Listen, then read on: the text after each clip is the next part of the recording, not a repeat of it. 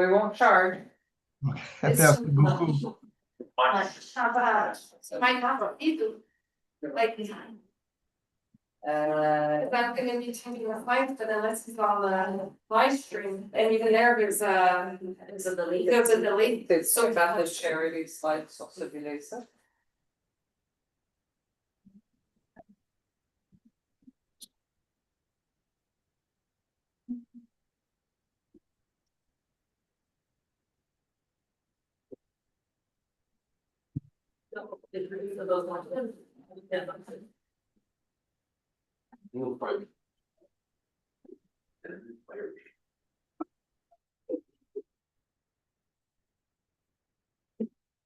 Bad news.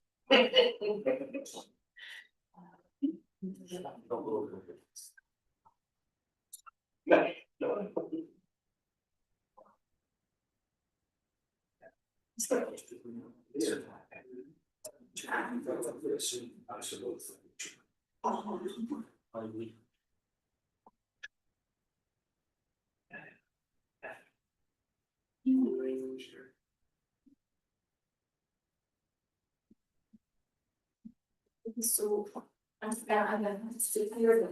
Just for the slides. Oh.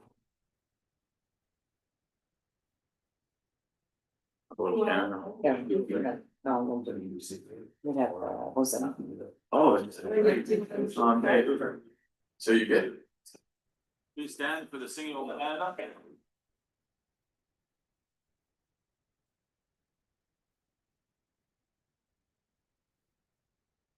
Oh, Canada, our home and native land.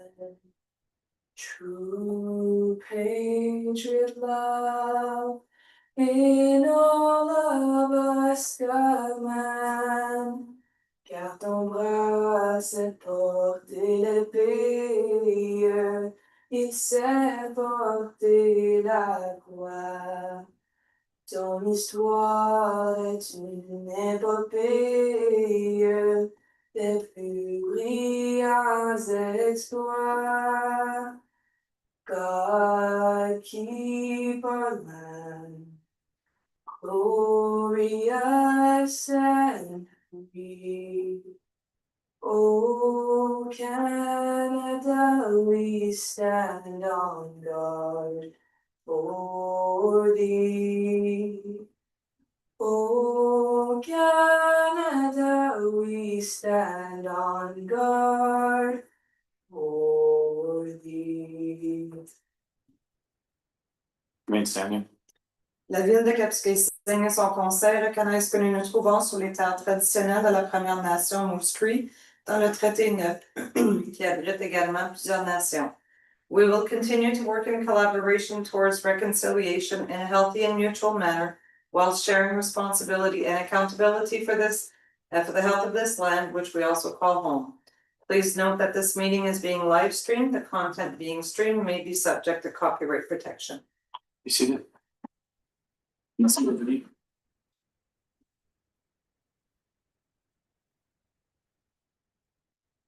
And for your information, we have a new member to the front. We have Jessica Cote-Jean. So welcome, Jessica. This is her first meeting. So we'll try to be a little easier on you than we are on top. We need a motion to approve the agenda. Moved by Councillor Fortin, seconded by Councillor Dennison, that the agenda be approved as circulated. All in favor? Carried. Declaration of pecuniary interest in general lines thereof. Seeing none, we'll move right into committee of the whole and start with planning. Councillor Newman.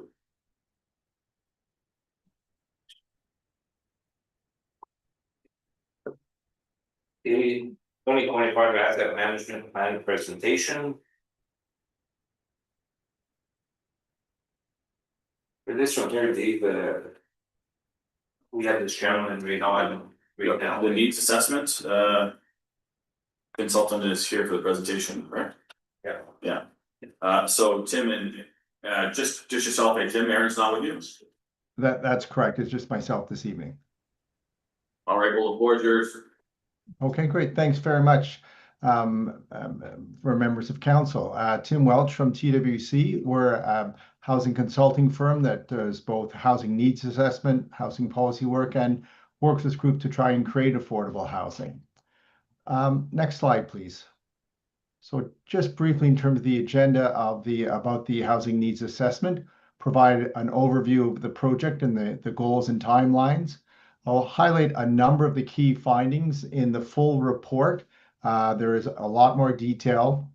I know the reports can sometimes get a little bit overwhelming with numbers, but we want to try to highlight in the presentation tonight some of the key things about the community and housing needs in Kapuskasing. We also have I'll say recommendations for council's consideration for the town's consideration, and certainly open to questions and comments from council after the presentation. Next slide, please. So with this project, we began it earlier in the year, at the beginning of the year, had some startup meetings, undertook a lot of research of what the existing statistics tell us from a variety of sources, as well as getting up-to-date information from, for example, the DSAB, the Cochrane DSAB, some of the Statistics Canada census data, looking at the population projection study done last year. And then we spent some time going through a number of both in-person and online interviews with individuals and organizations, and also undertook later in the spring a public survey to get, which we had a really good response of. Over 200 members from the community did respond to that. And then finally, by late summer, early fall, completed the full housing needs assessment that we've forwarded on to council. Next slide, please. I guess it's always good to just sort of pause and say, when we think about housing needs, it really is the full continuum of housing needs. Everything from persons who might be literally homeless, or sometimes couch surfing or not having a place of their own, to people who may have transitional or supportive housing needs to be able to live successfully. A number of people live in community housing in Kapuskasing, of course, the housing run by the Cochrane DSAB. There's lots of other private rental apartments, and there's market housing that can be full market housing, as well as the majority of housing, of course, in Kapuskasing is ownership housing as well. So from next slide, actually next two slides, we'll talk about some of the key findings. Members of council will be generally familiar with this, that part of the challenge and part of the reason in looking to do a housing needs assessment at this time was to try to reflect the changes that have gone on in your community over the last 4 to 5 years.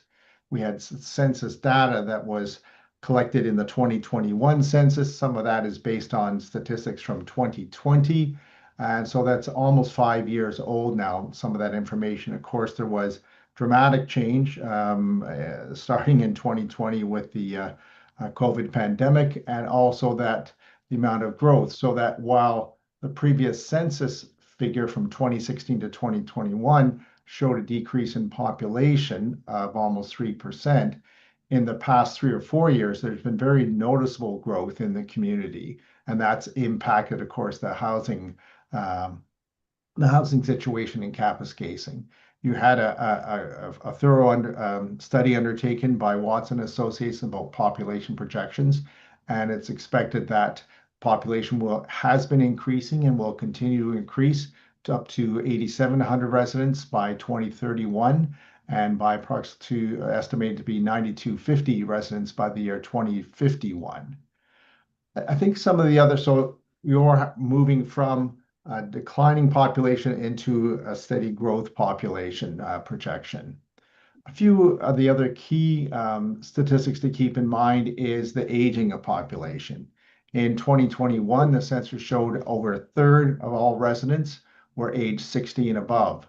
And as residents move from 60 to 70 and older, of course, it's really going to be important to have housing that's appropriate for seniors, that have accessible design consideration, and that aging population. The reality is that is going to continue in terms of having average ages increase in Kapuskasing, as it is throughout the province. Next slide, please. But you'll see if we can look at some of the bar charts there, there are certainly a large, in part because of the seniors population, but a few other reasons. You'll see that Kapuskasing has a higher number of single person, one person households than the province as a whole. If you look at the bar chart it's on my right. And then looking at the two bars on the left-hand side, there's a higher proportion of couples without children, 30% of the population, as well as a lower than Ontario average number of couples with children. Fairly similar number of one-parent family households. But that has an impact in terms of looking at the housing supply and housing needs. So maybe go to the next slide, please. A few other facts in terms of income, that Kapuskasing as a whole has a moderately lower share of high earning households compared to the province of Ontario, and a little bit higher amount of modest income households. So in the 2021 statistics, 43% of the households earned less than $60,000 a year after the tax. So that would be moderate and lower income households in that group. Next slide. We also see in terms of people who own and rent, you're basically at a 2/3, 1/3 split, a third of the households renting and 2/3 owning, which is a little bit higher than provincial average, and probably a fair bit higher percentage of rental households than certainly some similar sized communities in Southern Ontario, which might have more in the sort of 20 to 25% renting. Also noteworthy when you're looking at the housing stock, although that should be one person dwellings, dwellings with only one bedroom, are just under 14% of the total dwellings, and 2-bedroom dwellings are 24%. So you've got really not much more than a third of the households having 1 or 2 bedrooms, yet 2/3 of the households are made up of 1 or 2 person households. So that's not to say it has to be perfectly aligned, but you do have a number of houses where you've got more than 1 bedroom per person in those households. So it's not quite aligning in terms of the size, the number of people who are living in those households. Next slide, please. And with affordability challenges, Kapuskasing, like many communities across the province, do have significant challenges in terms of the actual housing costs compared to what people's incomes are. So whether it's a senior on a basic pension, someone receiving a Ontario disability pension or Ontario Works, their income or the amount they have to be able to pay rent is much below what the market rents are in the community. And we did spend quite a lot of time during the study trying to track what the real market rents are when people are out looking for apartments. We had some information from some of the private landlords in the community, but also good information from the healthcare sector about what their staff are paying. And 1 bedrooms are probably in the $1,200 to $1,400 range, whereas we heard from some of our interviews that perhaps 5 years ago, those same apartments or similar apartments might be in the $850 a month range. So there's been a significant increase in what the market rents are there compared to what people can afford. Maybe I'll just move to the next slide to keep moving. So I think in trying to summarize, there's particularly strong need for rental housing at various points on the market. Yes, there are certainly need for rent-geared income or very low or deeply affordable housing. Many people apply to the DSAB and are on waiting lists, and there's a very large number of the households, particularly looking for waiting lists, looking for 1-bedroom apartments. In part, that reflects your higher number of seniors in the community. There is certainly a need for increasing, as I mentioned, accessible units, residential units that people can age into as they do age. And we heard got a lot of feedback about the importance of workforce housing to be able to accommodate individuals, whether it's people in the retail or service sector, in the healthcare sector, to try and have housing that is more in line with what their incomes are. So that would seem to be a significant need. Next slide, please. So we recognize that, the town of Kapuskasing is not a major provider, does not typically get directly involved in housing. It's more programs from the federal level, provincial level of government, and from, as I mentioned, from the Cochrane DSAB. But we did still try to identify some areas, recognizing very much a limited municipal budget for the town, that could be strategic priorities for the town to consider. Certainly in the field of data collection, as I mentioned, this is the first time there's been a report on housing needs, providing different levels of support for housing developments by other organizations, whether they're private or nonprofit. Keep looking for trying to support availability of land for new housing. Look at the workforce housing, start to give more consideration for the community considering modular building. There's a lot of emphasis at the federal provincial governments on that. And maybe consider some modest town incentives for new affordable housing developments. And in the next slide, I'll go through the next few slides, I'll go through just a little bit more detail on some of those recommendations. Next slide, please. So one is that data, that it is unfortunate that CMHC, the federal government, has not included Kapuskasing in its annual survey of the rental housing market, and certainly to make the request to the federal government to include that, whether directly just include Kapuskasing or say that towns between 5 and 10,000 population should be included in its annual rent survey. We don't know how quickly the federal government might respond to that request. And perhaps until that does, it is important to get that market information. So for whether it is a private sector firm trying to apply for CMHC insured loan for new rental housing, or any nonprofit groups in the community trying to access CMHC funding for their future projects, CMHC looks for data, even though CMHC is not providing you the data that they look for. So if there is a way to even have a slight annual check-in with perhaps the two largest private sector landlords in town and maybe the hospital for the rent figures for their staff, to just try to have an annual measurement of where rents are heading. We also recognize in recommendation 3, there'll be the new census in 2026 where the data will be collected. It's typically not till at least a year after that before Statistics Canada starts issuing data, but it may be appropriate that in perhaps later 2027, when the new census data is coming out, to have an update, to undertake an update of the housing needs assessment. So you can incorporate all the new statistical data from the census. Next slide. In recommendation 4, I think just it's good practice, and I would guess that the town will be doing this, is to share that information. I'll mention that we've been doing some work this spring in Kenora as well, and they've got a private sector developer trying to access CMHC lower interest loans, and CMHC keeps looking for data in terms of housing needs and community, and the needs assessment we're undertaking there is certainly used to support that private sector firm trying to get CMHC financing. So again, it probably goes a bit without saying that the town could post this to its website, or certainly share with any organizations, private or nonprofit, that are looking to create new housing in town.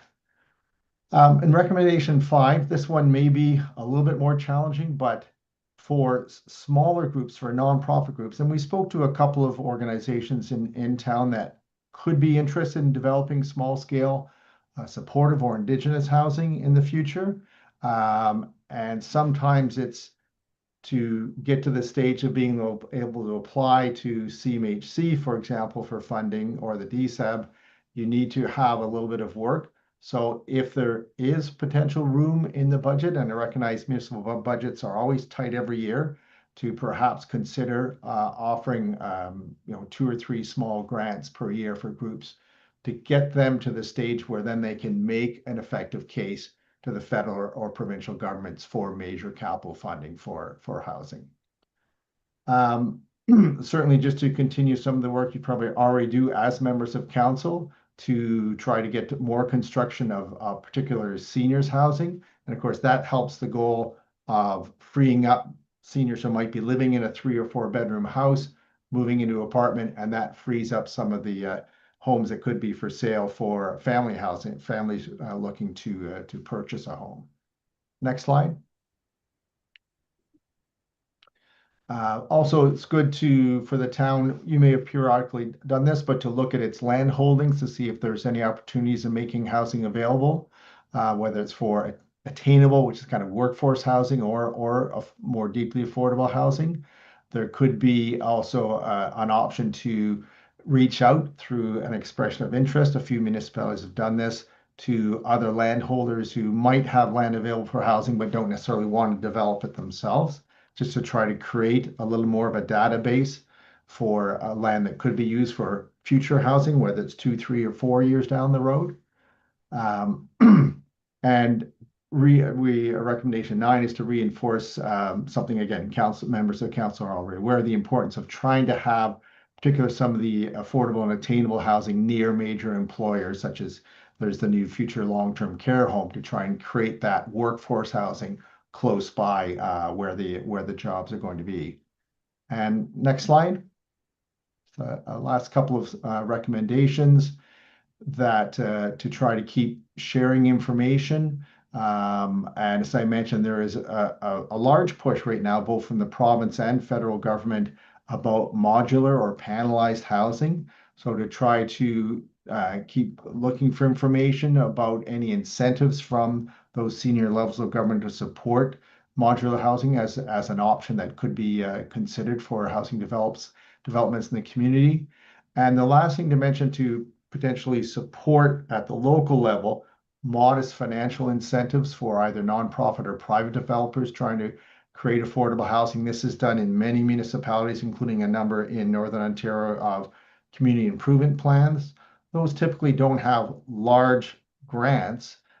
In many cases, one of the most effective tools can be to have, for the first number of years of operation, a reduction in the municipal property taxes collected to make that project financially viable. And then as it's moving forward in the future years, then there can also be municipal property taxes collected. And that's obviously something council would have to take into consideration at a future date as an option to consider. So I've probably gone on long enough.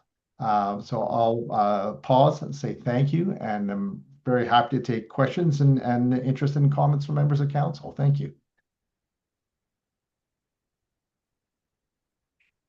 So, are there any questions, Richard? Ken? Yeah.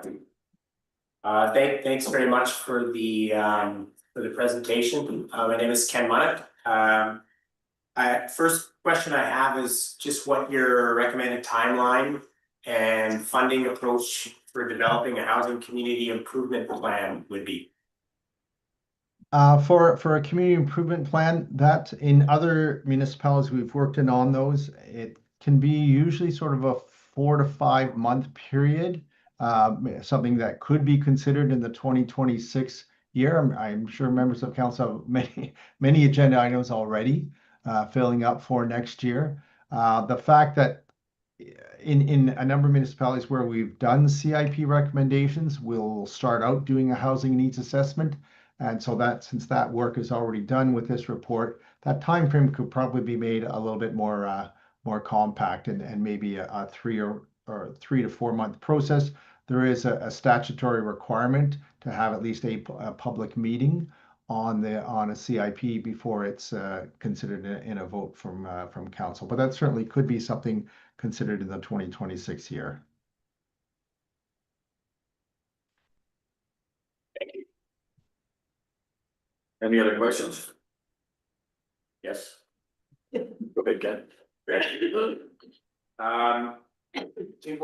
Given the shortage of affordable rental units and limited seniors housing, among your recommendations, what would be the priorities to focus on for 2026?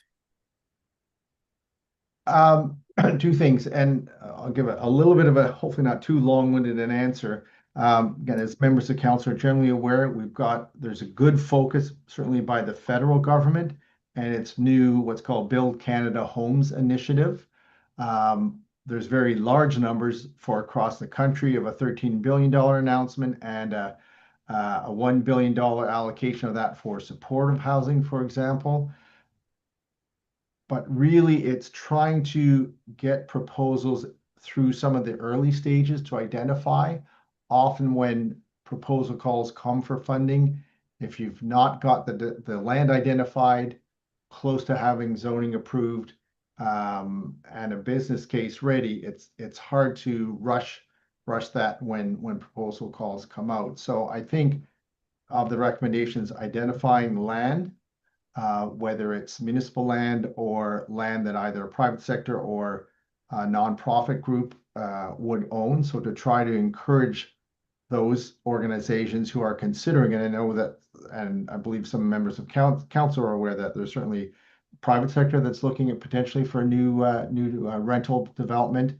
And two of the groups we interviewed, one supportive housing provider, another Indigenous housing organization, that are interested in trying to create some housing on land they own, not large scale, but smaller scale.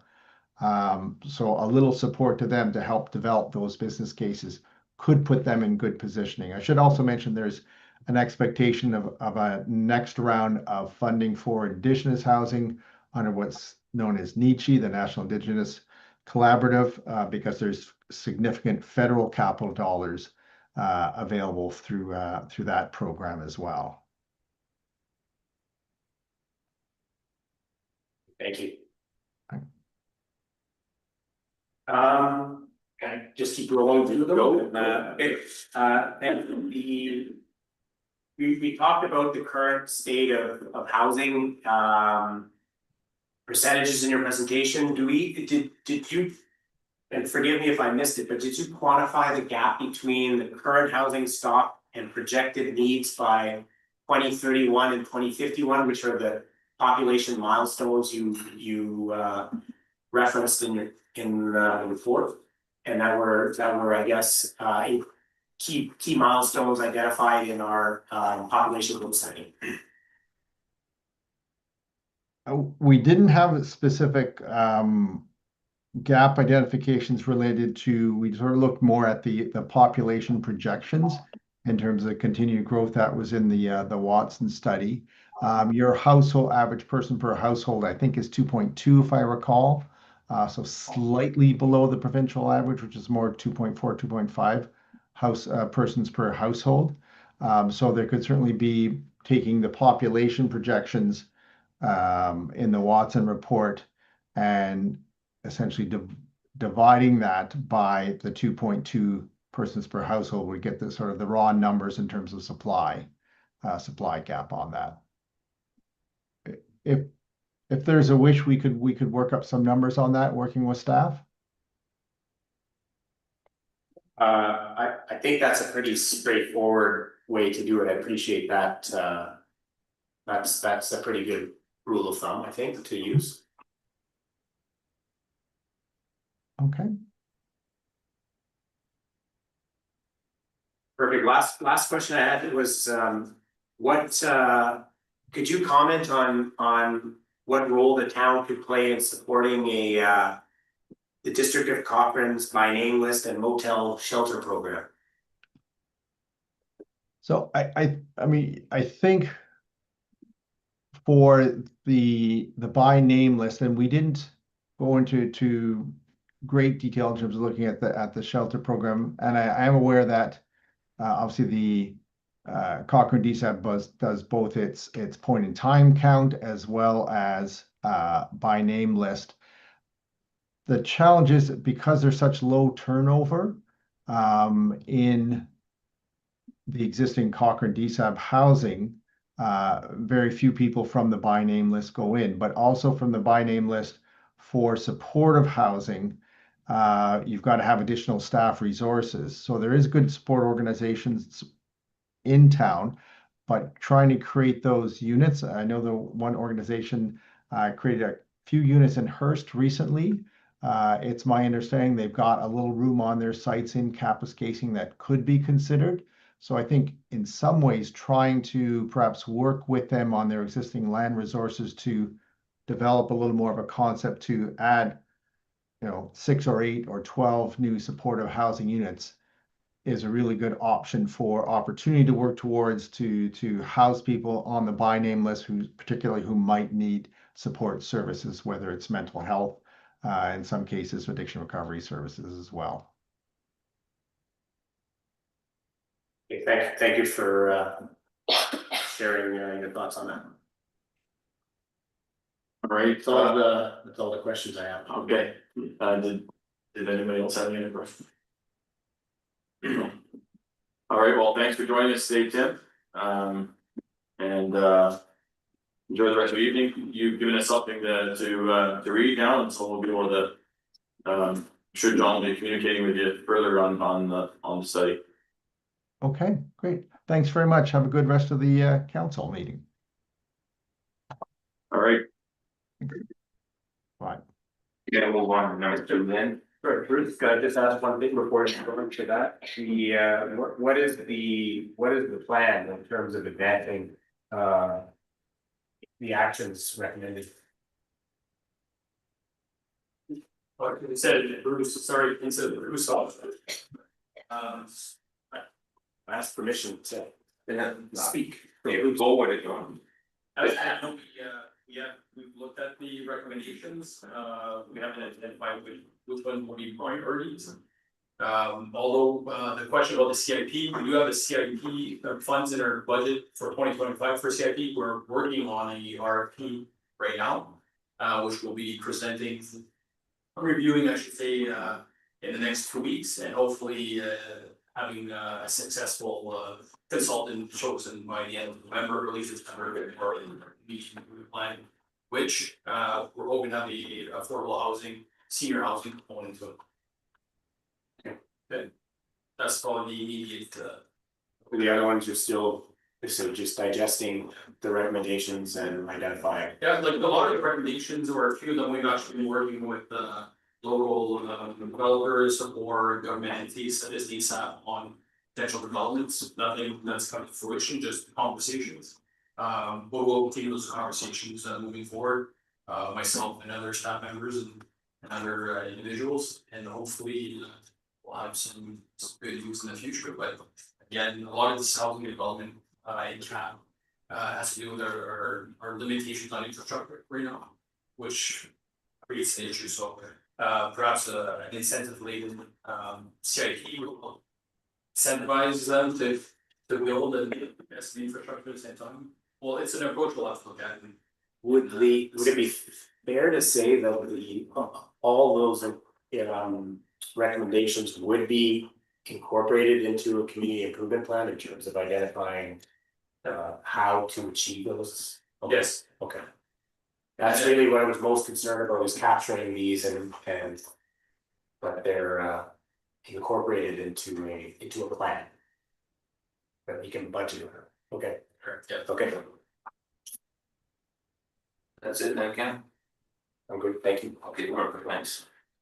Request, we'll move on to number 2 then, request public hearing regarding zoning amendment application ZBLA 2024-04, permit an accessory structure and reduce property line and building its separation setbacks. Recommendation that council approve the zoning bylaw amendment for 127 Riverside Drive to permit the existing detached garage and reduce front and sides yard setbacks and a reduced separation distance between the dwelling and the garage as the application is consistent with the provincial planning statement 2024, conforms to the Kapuskasing official plan 2017, and maintains the intent of the zoning bylaw number 4198. Has everyone had a chance to read on this one? Do you have anything to say about this one, John? Yeah, I have a few comments. So I'm gonna start off by saying the recommendation is solely based on a planning review, not necessarily the other items I listed in the body of the report. It just when it comes to whether or not council's going to either approve or refuse the application from a planning perspective. Our provisions that are official plan are not necessarily strong when it talks to about the town being able to govern its own infrastructure requirements. So that may be something that we'll have to review and identify in our official plan review moving forward. So when you're looking at the application solely from a land use planning perspective, there is no concerns regarding the PPS, the OP, or the zoning bylaw. So there are some deficiencies within that, but nothing that would warrant any concerns from a land compatibility or a hazardous issue between, we'll say, residential or commercial or so on. But then there's a whole bunch, there's other items that we identify from structural or functionality on lining, on street parking to snow storage and all those other items. Has there been any public feedback or just on the reduced setbacks or any allowances? So as of 2 o'clock, we didn't receive any feedback. We've had individuals come in to discuss the issues. None of them wanted to necessarily voice their opinion in a public setting and have it known. It was mostly anonymous. Many individuals wanted to make anonymous comments. Although this is a public process and being anonymous is not an option, because it can end up ultimately going to the Ontario Lands Tribunal, where they could be a proponent of the process. Because if they were if their document was submitted as part of the hearing, they would have to potentially be called to be a witness or not a witness, but I don't know what the term would be, but make comments on the subject matter. But it was mostly the biggest concern probably was due to the setbacks of the location of the structure in relation to the property lines. That's the number one comments I've got. Okay. Jenny, questions? One. Good one, any concerns with regards to the zoning? Creating a precedent for future variance requests in similar zones that we should consider or discuss? Our biggest hurdle in the last I want to say probably five years is the widening and in the multiple entrances to and from private property onto the public right of way, which is causing issues from a on-street parking perspective. Many individuals where they're limited to 22 feet of driveway depending on frontage, they're now taking 20, 30, 40 feet wide. They park 4 or 5 cars across. People can't park on the road no more. Some streets we have are no parking on the opposite side. So one case, if you go down Cedar Street, we have a challenge, a really difficult challenge of having on-street parking because the north side is no parking. On the south side, people illegally widen their driveways without municipal approval to accommodate either illegal apartments where they have to add more parking for those apartments. But then where do you park, right? So that we get a lot of complaints where people need to travel quite far down the road to be able to park. They can't even park in front of their own home, so or their neighbor's yard or so on. So that's probably our biggest challenge when it comes to this. And by allowing multiple driveways, it probably gets a precedent setting saying we often get, well, he has or that individual has a 40-foot wide driveway, he has a 50-foot wide driveway. We have some places where you move the whole grass in the front yard and use the whole front yard as an entrance, so where you park, where you block. Legally, the municipalities only giving you approximately 10, 12 feet to 22 feet maximum, depending if your property is going up the double wide driveway. But some of them are limited to only a single driveway. One way that we've been our approach from a public works perspective and planning perspective is the introduction of raised curbs, which help maintain those on-street parkings and kind of define where you can enter from your property and not your property, and where you can park, patient, driveway entrances. That's probably your number one hurdle. Okay. Now, before I continue, I just have to say publicly that this is the public hearing portion of the application. And then there might be public here that I want to speak on behalf.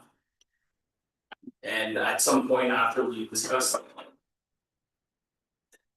They'll have the opportunity to speak after we've explained the whole depth of the issue. Just have a comment, like, wouldn't you say like, it would be a case by case scenario depending on the size lots of each property? Like if this particular lot can accommodate within its own borders. A second driveway, obviously that it has, because it has met this thing, that it does not necessarily create a precedent because it depends on the actual lots. Sizes for each house, no house is built the same, right? So typically multiple driveways are mostly on Double corner lot. lots. Mhm. Corner lots, so you'll have one access from one street and the other street. Normally they're double wide driveways, so they're double driveway wide, so 22 feet. Or you'll have a single driveway that is like a U shape. We have a few of those in town, so you'll have 12 feet or 11 feet, that give you 22 feet of aggregate width. And at least that will maintain some form of on-street parking. And snow storage. One other aspect to look at is when we pass the grader, your window, we need to be able to put our snow somewhere. Those are or areas where we push our snow. What happens now is that people want to widen their driveways, and instead of distributing their snow evenly across their front yard to not create line of sight, they stockpile it very high. Because they reduce the amount of space they have. And then people then really exiting the property can't see if there's any pedestrians, active transportation or vehicle transportation moving along the road lines. So that's another reason why we limit the width, so to make sure there's enough place for our snow storage. But John, strictly for this meeting tonight, the public hearing, the zoning application. That is just that we're inquiring if he's allowed to build the garage and that's it, right, for tonight? So yeah, like there's two aspects to the construction. One, you gotta meet all applicable laws by the province. One of them is the zoning bylaw. The zoning bylaw has deficiencies. So the location of the building right now has deficiencies when you're looking at our zoning bylaw, which is your side yard setback, your front yard setback for the structure, and the setback between buildings. So you're supposed to not have a street in your main building, and the main purpose is if the town in the future ever decided to do some modifications to the road, that we have the ability to design and maintain our 66-foot wide right of way in a manner that we find suitable. Right now, if we were to put for some reason we wanted to introduce a curb or sidewalk on the west side, which was the side of 127 Riverside, the vehicle would not be able to fully be on the property, as they only have 1.65 meter setback from the front of the structure to the property line. Meaning that that's only about 6-7 feet, the rest of the vehicle would be on municipal right of way, which if we did introduce a sidewalk, that it might be an issue, a hazard. Is there any intentions of building a sidewalk tomorrow? No. It's just when you look at it, everything you have to look at the whole. So basically it meets the current zoning, but No, it doesn't. in the. No, so the request is to amend the zoning bylaw to allow the structure where it currently is located. Okay. So typically you gotta stay 20 feet, 20.6 feet away from the property line. Front, 5 feet from the side. And at least 3.28 meters, which is 3.28 feet, which is 1 meter from another structure. And you have to really from all those, and then an additional driveway. So right now, the property has a double wide driveway, there's an introduction of a third drive. Now, just to be clear, the number of driveways is not necessarily counting them, it's the width. So we consider one driveway is 11 feet, another driveway, we have 20 feet, and so on. But for tonight though, the reason why we're here is strictly for the garage and not the driveways, right? So even if the Yeah. even if the zoning bylaw was passed, there's just some hurdles to look at it from a building code perspective. So this does not give it the building code approval. There are still some issues that we have to review and identify. Is there any other houses on that street with the same type of garage that encroaches? Encroaching, no, it's very rare that we see garages close to the road in the main building. We do have one, but they had went through a minor variance about 10 years ago on Union Street. Where the irregular shape of the property. The only way to build it was to build a garage close to the road. But it went through the public process and got approval through the committee of adjustments. Which is the town council. So if it's refused here, he still has one more step he could do, right? So yeah, so whether it's approved or refused, any proponent who wrote an argument for or against it can appeal to the Ontario Land Security Tribunal. So if council at some point refused the application, the applicant has the opportunity to go beyond that and continue. If the town would approve and we had received some formal complaints, then the individuals could have specifically the neighbor due to the fact due to the encroachment issue with the location of the garage. They would have the ability to appeal because it directly impacts them. With the new bill, build more homes fast track. There are some changes to the Planning Act that he did where not everyone's allowed to appeal just because you submit a complaint doesn't give you the authority to appeal the decision of council. If you decide, but because the neighbors still has some direct impact on the structure of the location, they still have the ability to. But at this time, there's no written complaint from the neighbor regarding the encroachment. And just so you know, the encroachment has to do because the garage is only 0.5 meters from the property line. The soil that was deposited as backfill to accommodate the slab they had the backfill on their property to ensure there was enough ground to build on. And then the eave is pretty close to the property. So basically it's the lack of space. Right now, there's only the only legal access to the rear yard would be from the opposite side of it. So that's really not an issue there though. If he decides to go through his own backyard to go on the side, He still he still has access. the owners still have access from the right, if you're facing the home from the right side, they still have a way to get to the backyard for legal. But typically we like to maintain at least 5 feet on each side of the main structure to ensure that you have proper access to the from to your rear yard. So when we go to take a look at the what's it gonna say?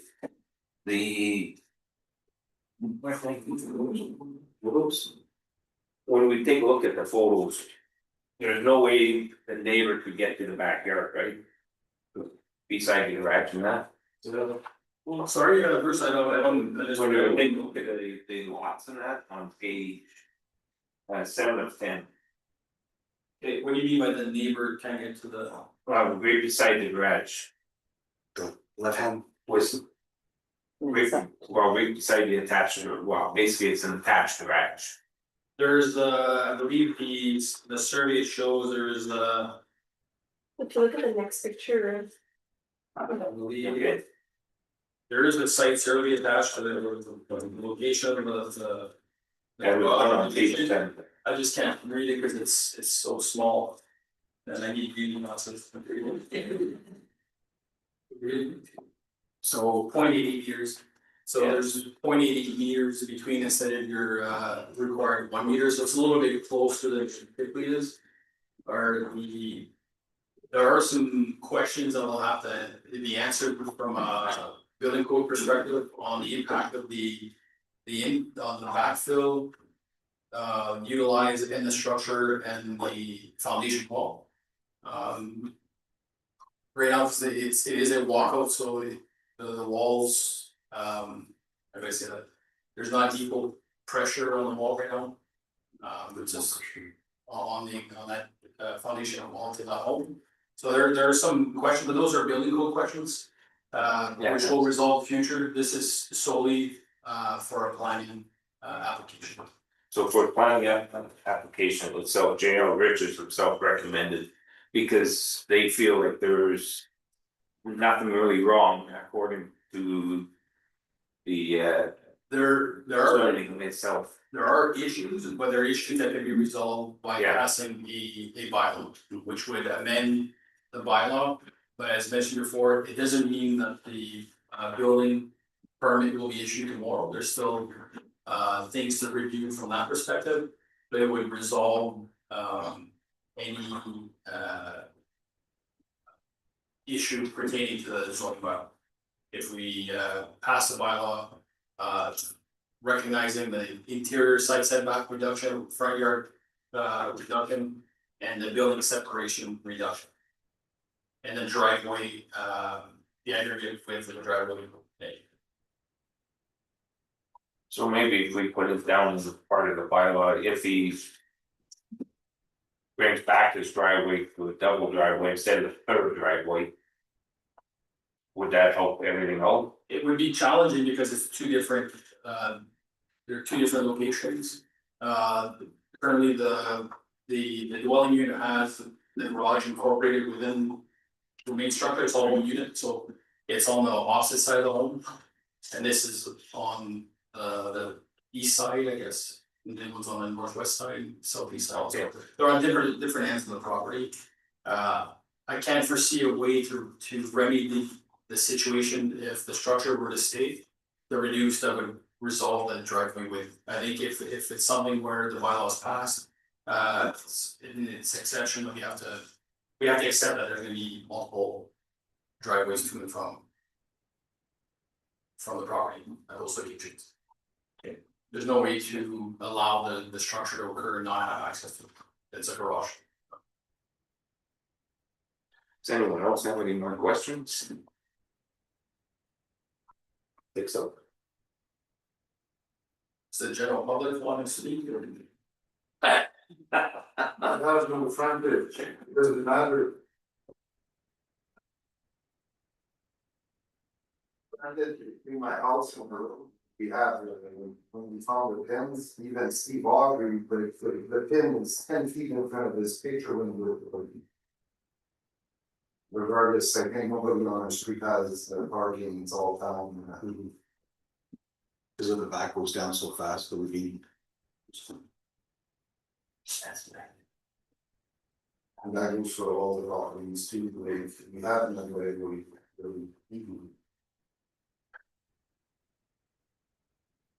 One thing that just a general comment is relates to this application, but it's about like in general, I don't have any issues with reduced setbacks and that kind of thing. Treating properties on an individual basis, I think, in terms of looking, given the preference in Kapuskasing for multiple driveways or larger than average driveways or access and parking in the yard, given all the motorized accessories we'll have. It may be something in the official plan or zoning model where we look at neighborhood in the aggregate. What is the aggregate on-street parking availability? Is it necessary to have on-street parking in front of every single dwelling? Is it necessary, or is it in the aggregate of the general area where that's desirable? Those are policy questions. as opposed to.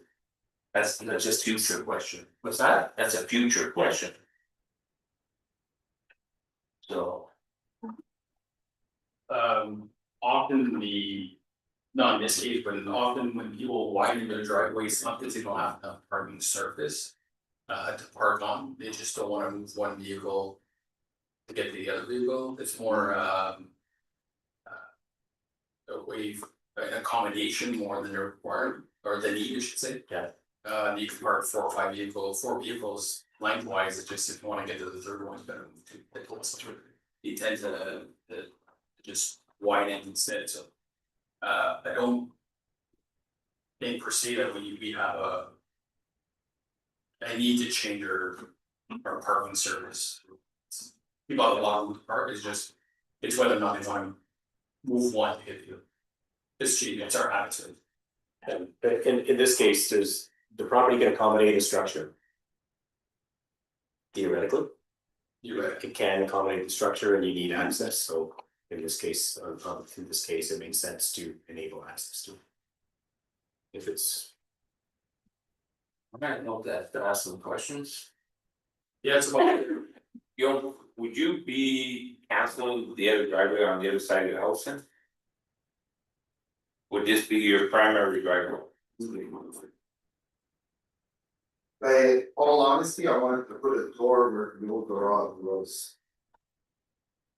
Cancel the old garage in the house because it's not even legal to heat it, first of all. Still the furnace that dumps in the garage, and that's the whole reason I can't store them utilizing it.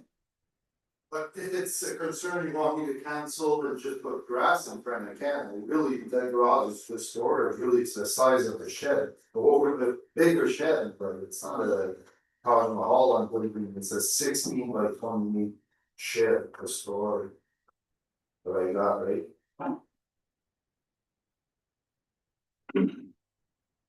But you do have a frame for a garage door. Yeah. To put stuff inside, right? yeah, I don't have a picture today, but it doesn't look like the pictures there, it's a lot more complete than that image. There's a garage door and an angle. There's a part to it, in the street door, but now, yeah. There's rest on it. The trusses are on, yeah, but it's only part, with looks good. Thanks. Looks good from the highway too, right? To meet the total width, or you do have the option of reducing your other driveway width.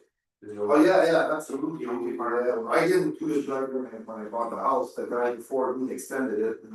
Or he extended it on town property too, and never asked the town probably to do his retaining wall or. Because basically the whole retaining wall is the town property. I'm not overly familiar with your property. Is your goal is to have a single driveway in front of your house, a single driveway in front of your house? Not even, I never got that far. Well, I mean, Yeah, but if it's we're talking, whatever, yes, I can go, but yeah. Yeah, you went way to resolve it the whole width, but I was like. If you had a single driveway in front of his house instead of a double. whatever works for you guys, I'll do whatever really at this point. Myself, I'm looking at the recommendation, if we just look at what we're here for tonight. He's allowed to build a garage there. Well, the recommendation would be to. So that's what I'm looking at, and then basically, that's it, that's all. So I'm gonna put it on the table, the proposed, the zoning bylaw amendment to prevent the detached garage confirmed. In the official plan, it should be approved. There's other repercussions after. This stuff you're recommending. Yes. Yeah. Well, The bylaw will come at the next. Right? So that's it for mine. Yeah, that's it for planning. All right, Gil, thank you for coming, you can stay for the whole meeting if you want. You guys got better things to do.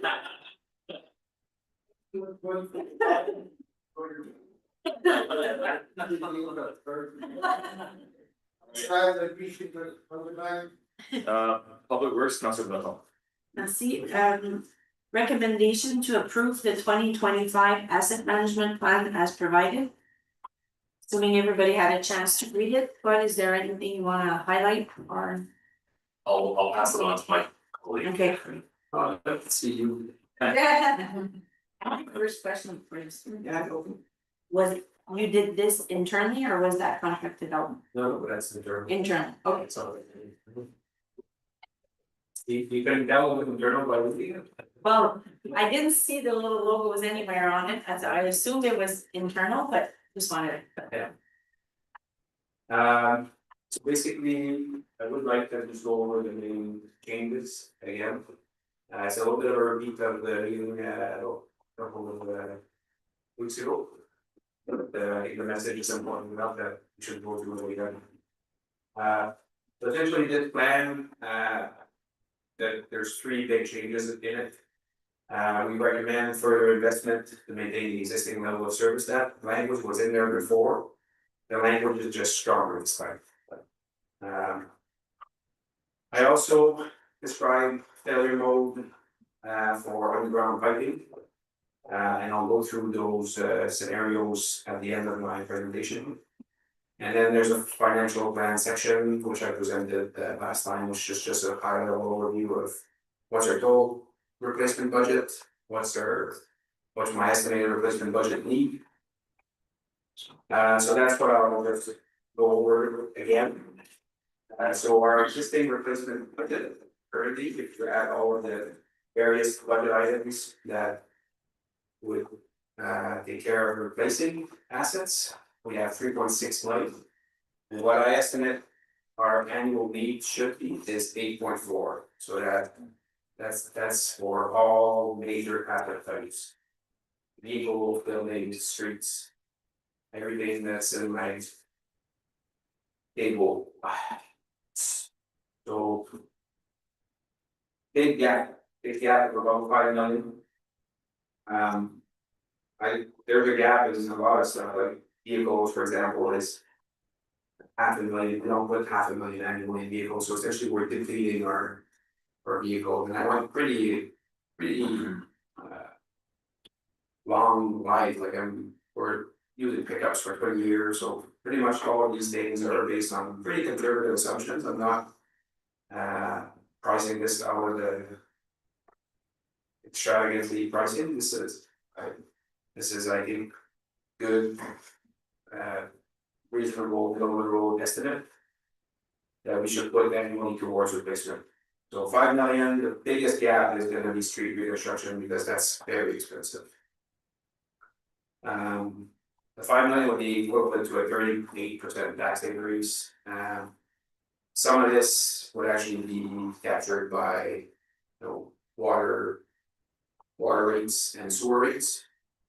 So the 38% was just to give a visual of the total increase, like we're way off. That's what I want everyone to understand. Reserves, we have about 18 million as of last year.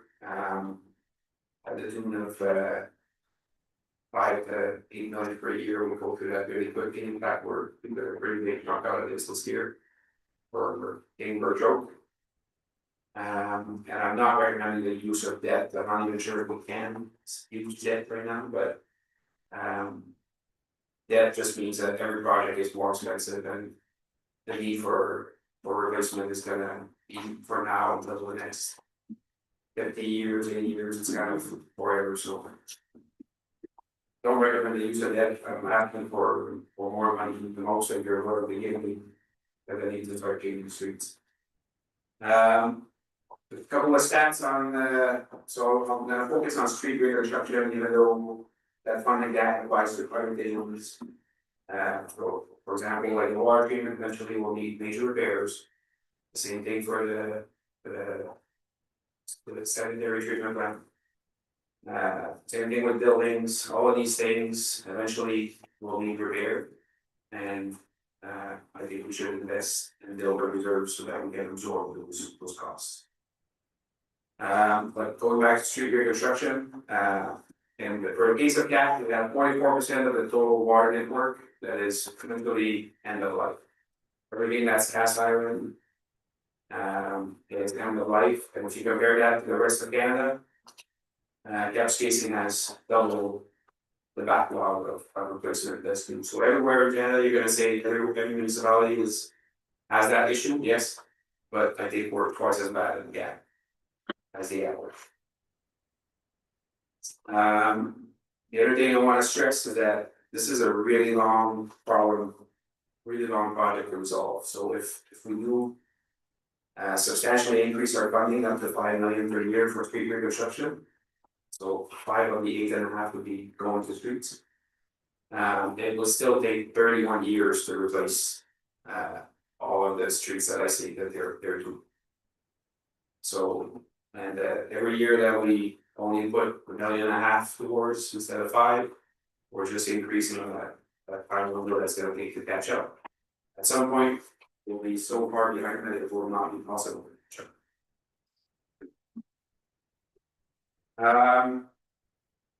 Any questions so far?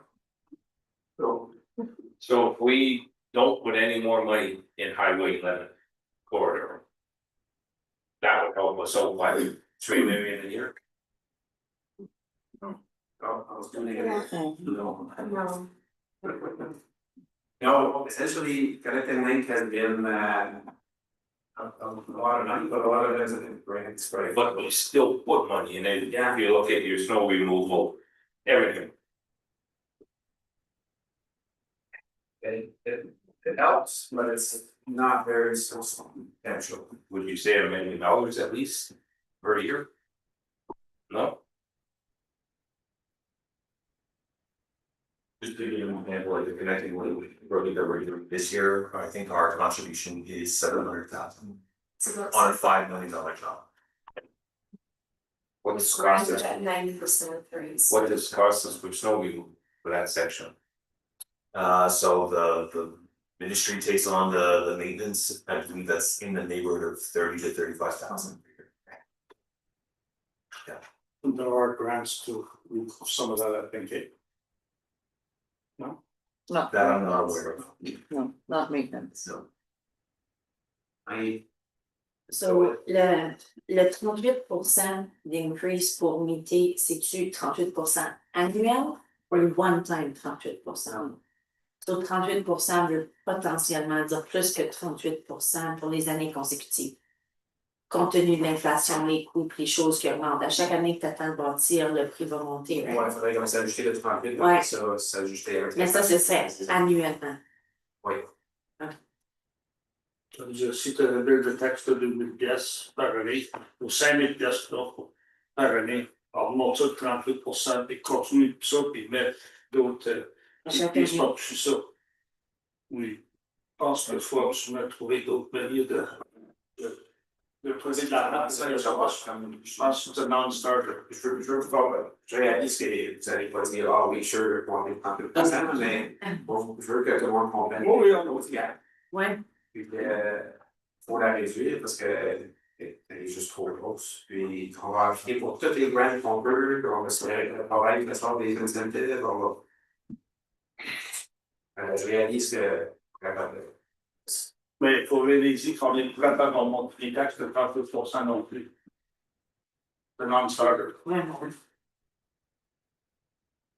It depends on where you stand versus the median, the average tax rate on it. The annual reports from ministry show we're 25% below the Ontario average. Our taxes are too low relative to what other municipalities are charging their residents, so we have to address that as a starting point. That's not far off the total 38, but that's just on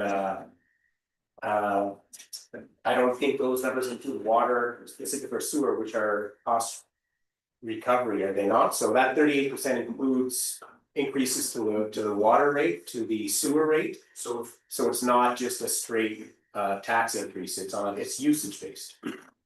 So essentially what it would look like, would be like a 60% increase on water rate, 50% increase on sewer rate, and 20% increase on tax. That's how the split with my current estimated split for water and sewer would look. But I would challenge these numbers a little bit because not every project is the same split. And there's a good part of water that's fire protection that I'm not sure should be water use based. So that's why I kind of didn't include those numbers right now. Cause I think we should evaluate various splits. One other question before we move forward, Jeff, is there? In the course of compiling the assets, has there been any identification of opportunities for asset reduction and service level reduction? Where we're overextending relative to a population of 8,700, or are we, is it not that simple? Unfortunately, you know, you probably would have things like most of it is not really reducible, so we still want to have a road, we still want to have water and sewer. Yes, we still want to do water. Most of these is almost, they're not really, there's not much fluff in that plan. Mainly in equipment and vehicles, but those together or. And I don't think you can't crack a full building, so you can improve. There's not much for the really what service levels. Other than The getting way, buy-in from the community, the way they get outages. the way you can play with service level is No not water. not maintain the system and accept that there will be a lot of well water advisory, a lot of outages. People won't be able to accept that, you know, people in Catholic have insurance for sewer because there's too many backups. So that's the way you can reduce level of service, but. I'm just guessing that there's not a good appetite for that. Can the town apply for special mortgages or loans or anything for big projects like this, like long-term debt? So we don't, you know what I mean? I'd like to expand a little bit on that. One of the reasons we have very little money for replacement. And we actually put in more than the 3.6, but 2.4 goes to existing debt from the past 12 years. We'd be behind that. So we're already using a lot of our capital that to pay Interest and payments. to pay projects that were constructed in the last. We know what's going How much is coming off? It depends, but like some are till like 2040, so. Yeah. Many are coming off like in the future. So there's still Some are till 2040, some are coming off, but some that may be coming off, they need you like a debenture of 100,000. That's not- A debenture of 500, but it'll help, but it's not necessarily enough to. 100 million of debt from. Or go make it 80 then, because nobody paying 30% taxes every year. The one time of 38 and then it's in you keep up with inflation, keep up with inflation, no increase by 13% every year. I miss for It's a 1%. It's It doesn't have to be a one, that's just the step that needs to be made for whether it's 1 year or 5 or 10 years, and then you build in inflation after that. That's I'm just playing. Thank you. Okay, I still work dead. what is this? I know when the reassessment's supposed to happen. We keep on getting told it's supposed to happen, it's supposed to happen. So if you get some people that are paying this reduced rate. And the other ones are huge rates. Then the pain is not as much. Yeah. You know what I mean? Yeah, of course. Like, you get the ones that's paying $78,000, you can tell them they're getting 35%. They're gonna say, get your government in to do a reassessment. Is that all impact? Or Did you want to answer that or? Yeah, there's no reassessment in sight, we keep asking, It's an invite. so it's legislative, right? So once the provincial government has to decide that they wanna go ahead with the reassessment. With the reassessment, we haven't had one since what, 2016. So, yeah, So so. we're way behind. Oh, but we were way behind that when they. But they In did not- 2016, But the impact is still there. Like, But the reason why I'm saying that doesn't make any sense now. They 35% if you're only paying 1,500 in taxes is nothing. But if you're paying 8,000, you're paying 35%. and no matter what, you're gonna have, no matter what, some will go up, some will go down, but it's Well, just gonna I balance like that. out. But that 35%. Well, the those that dollar are gonna value go down. be careful, because those that are gonna go up are not gonna want to. Increase and those that, you know, like, Yeah, but there's gotta be a balance in that. splitting them up 50-50. So I think irrelevant of whether or not you go through reassessment, I don't think this is the. No. It's not the solution. 38% on top of your tax bill and then do the reassessment. Some people are gonna have a real surprise. Oh, okay. They kind of. Yeah. Really not go well. But, I mean, that's irrelevant for this conversation. I think Jan is just trying to bring a sense of realization to to how difficult the situation we're in. Yeah. Uh, I only have one thing left in my presentation. Go ahead. Okay. It's not anymore. It's not any more positive, but that's. It's just a describe, because there's a text in there, I don't know if you had a chance to read it, but various failure mechanisms of piping. So let's start with water. So water, what we're used to seeing primarily is waterways. Our rate's actually pretty good. We average around 6 or 7 per year. Which is not horrible. 2 in 1 day. Or 2 in 1 day. We've had years that was pretty bad of 8 that's part of the average. And usually, and today, we can find them relatively quickly and repair them relatively quickly. So the impact to users is an average of a couple of hours only.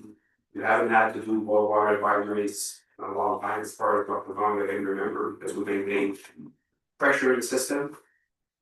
But if the leak is too large or if it takes us too long to find it, eventually we draw down the water tower. And if that happens, then we depressurize all of town.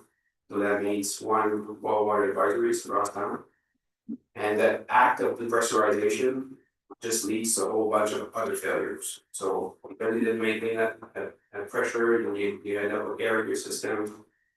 If there's a water hammer, the earth has a chance to push against the pipe.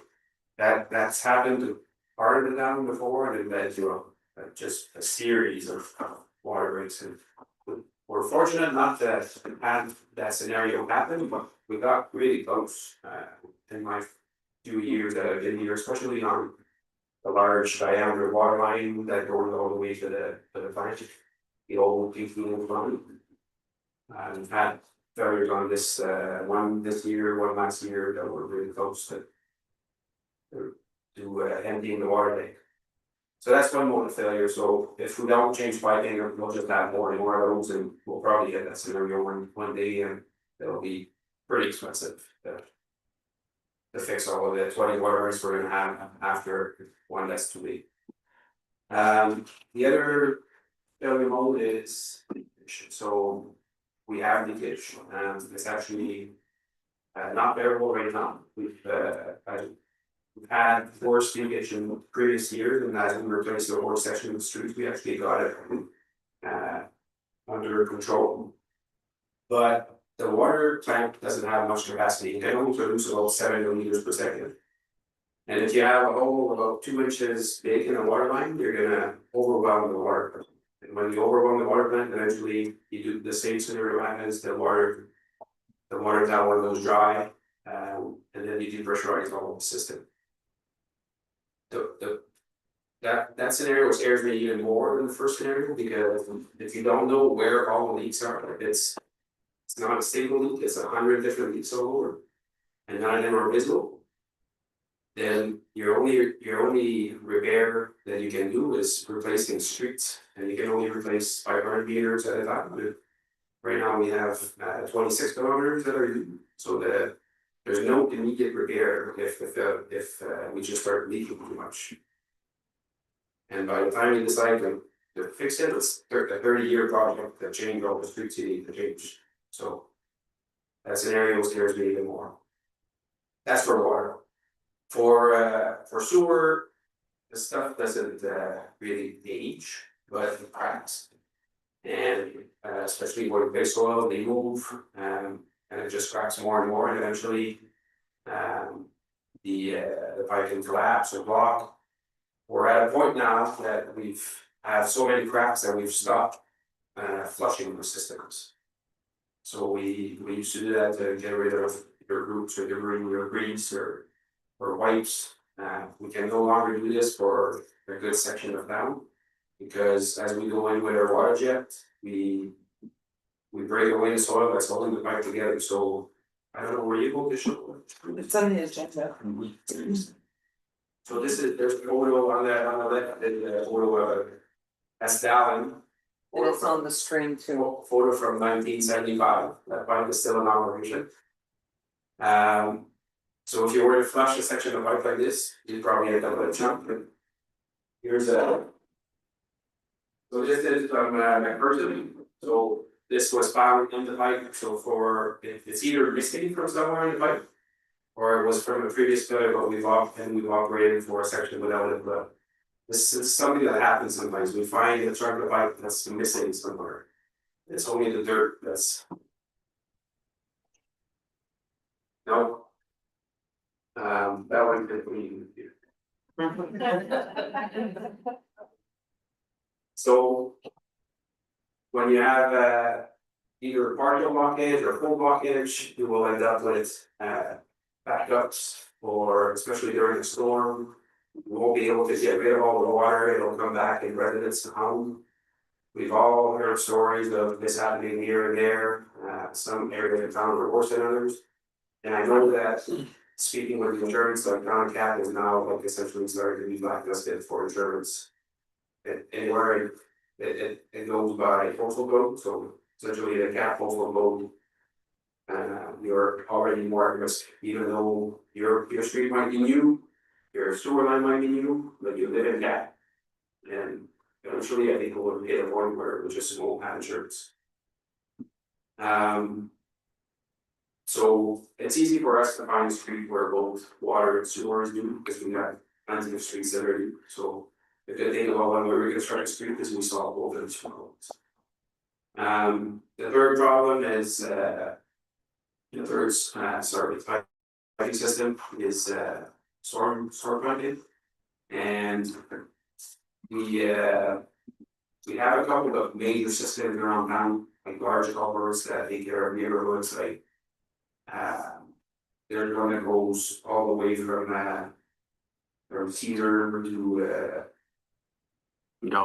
Or to Gow Creek, right? The Gow Creek, it goes around the mall. Some of them are concrete, but others are just galvanized steel that probably has a 40-year life.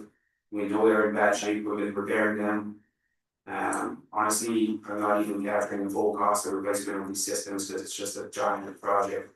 But those are also aging, and then when those fail, you're flooding the neighborhood, so and the repair isn't easy. You probably end up with putting temporary pumps or we get emergency funding. I don't even know what happens.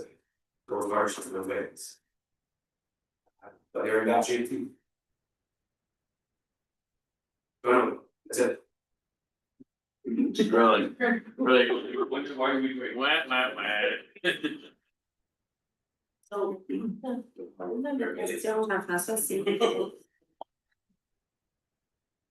Je veux pas pointer du doigt ou rien, mais juste comme pour la raison qu'on est rendu là aujourd'hui, c'est-tu parce que le building code a changé, les normes ont changé à travers des années, ou c'est juste ça n'a pas été adressé? C'est juste la masse. So, il y a beaucoup de choses qui ont été installées dans les années 30, il y a beaucoup de choses qui ont été installées dans les années 60, 70, 50, 60. Juste, il y a certaines choses qui ont une vie de 80 ans, certaines choses qui ont une vie de 100 ans. Ces affaires-là sont juste dues maintenant, à cause de. Ils ont été installés en bombe quand c'est installé. OK. Puis à ce moment-là, c'était-tu la municipalité qui installait ou c'était la province? C'était le développeur. OK. Est-ce qu'il y a d'autres questions? Des développeurs. La famille d'argent à côté dans le conseil. En passant. Est-ce que question pour changement? Oui, vas-y, Ken. Phil, so does this 2025 AMP now align with the old rate? 588 State Street requirements, so it's perfect. What projects are prioritized for the 2026 capital budget? McPherson and Devonshire. So McPherson, we've had a water break that turned into a sanitary break, and sanitary break kept going on further and further. We've redug there 4 times this year. And the repair isn't that great, like essentially, so we patched it how we could, and we had issues with the pipe that keeps crumbling. This is also major street that the surface is in a bad shape. And special holes for those repairs. And it has 2 water lines that could be replaced by a single water line. So there's twice the potential of failure because you have two lines in parallel. So it's good, bunch of reasons lined up for this street to be replaced. And the other one is Devonshire. Devonshire is sewer driven. Haven't had a large history of failure for water, even though the water is 90 some years old. It's we have a structure and piping that's return sinkholes. And the structure is extremely they're very difficult to repair. So if we don't redo that street, we'll probably end up putting like a good 100,000 in a temporary repair and hope that it works. So that's the 2 projects that are. And we're just at this point we just sent a request for competitive bidding for the engineer. We'd like to get an engineer during winter for potential constructions. Bruce, for guest town? And if I can have the. Is there a lot of concrete on McPherson? Down in the ground? We think so, yeah. Yes. It's a concrete road. That's been paid over. That's what the old people were saying, that's what poor therapy for. We see it, Most of old cabins, concrete roads, Yeah, they've been paid. you see it a little bit on the surface. I don't think it's everywhere. We've had water breaks and every time that happens, it gets stripped up, but. So when we go to reconstruct that, we're gonna have to allow it for that part of it too. Yeah. That's a lot more expensive. Yeah. It's pretty thick too. 18, 20 inches. Yeah. no rebar in there, and I think it's just very, we need rebar. There's nothing more rebar in the curves than there in the slab. When was the last time Devonshire was done? I'm not Devonshire, McPherson, For paving, for reconstruction. that was never reconstructed. Well, there was major work done on it at one time, The corner. Probably the intersection, this road got done, not that road. like from the lights. From the lights, when the highway was done, we went about. Like 20 meters. Do we have records of all that? Because that was done from the highway up to, I think Cole was all done up. My records say that it only goes about 20 meters and. The cement would be gone then. Yeah, well, because I remember the stories about the cement and taking it out, like it wasn't. It wasn't 60 years ago, like maybe 25, 30 years ago, there was major work done on it. I don't think it was I there. lived there, I remember, in the mid-80s, they done. The lines are cool. Well, they did also on the. What's the first street there? Street down there used to be on, One. line that was all dug up in the late 80s. I lived on the corner there, remember that? But if the person has been dug up, Okay, I'll do more research, but. I don't know to what extent, I'm just wondering. Doesn't take away that we're seeing major failures on that road. Well, maybe they didn't go deep enough to the pipes and everything, they the pipes. Well, perhaps it was just street reconstruction and not infrastructure reconstruction. We are seeing major failures and Mhm. it's a road that we are And listen, you could choose 100 different places in cap, like there's no wrong decision, we're just trying to make the best decision we can. Yeah, that's what's really nice about the work you're doing is that, you know, a lot of the work we were doing in the past, or that we was even, you know, the digging up of all this street, really, I don't even think they changed the infrastructure in this. When they did it, and so we were just doing it to do it, so now you have that information, you can try at least to hit the ones that you know are gonna be. Yeah. More in need. Just trying to get the best bang for our. I'll guarantee you guys cement in front of them to the big buildings. On McPherson, guaranteed there's cement there. Well, the sewer breaks that we had this year, we're doing part of the slab. And so, then just one more if I can, when you're putting in the sewer and water, you're then gonna try and put it off the road because there's nothing on this side of the road. I mean, it's just an idea, instead of, On this side of the. well, rather than on the west side, like. You know, I know normally you put services down the middle because it services both from both sides. Are you gonna try and put it where you don't have to dig up the road every time to? Well, currently, they're under a sidewalk curb and trees. We would probably abandon in place and go like. I see. On the I see, west lane here, but Okay. all in the street. The plan is not to redo the sidewalks, okay, to leave the trees. That's possible. Sidewalks are nice there, so. Anybody else have questions for Jean-François? Good, okay. So. Next item, to inform council of the hiring of Joshua Hendrick Menason in the position of laborer pending all hiring criteria in the employment hiring policy and offer of employment letter have been met. Any questions on that? That is it. These are permanent, I assume so. filling new positions or retirements or retirements? Retirements, as many bodies in as we've, the budget allows. We got a lot of work.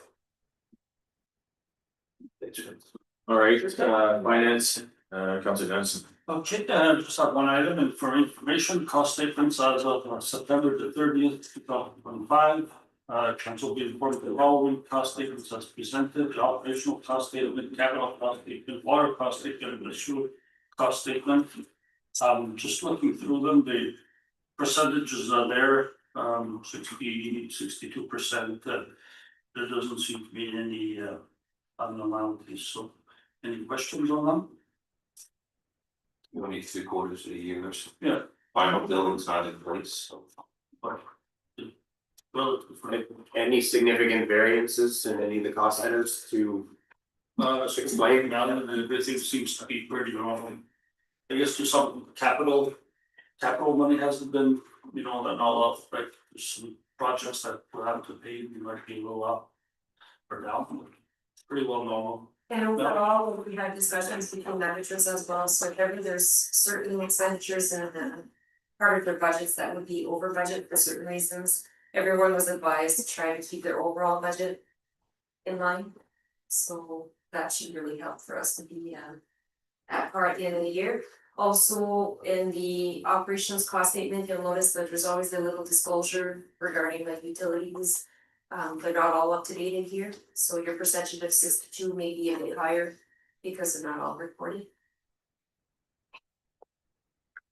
Are there any other questions? I'll have to vouch for the entire management team since overseeing as a CAO. They're very good at controlling or moderating how much they spend. They don't go overboard and they're very careful, they're very aware of the financial situation that they're in.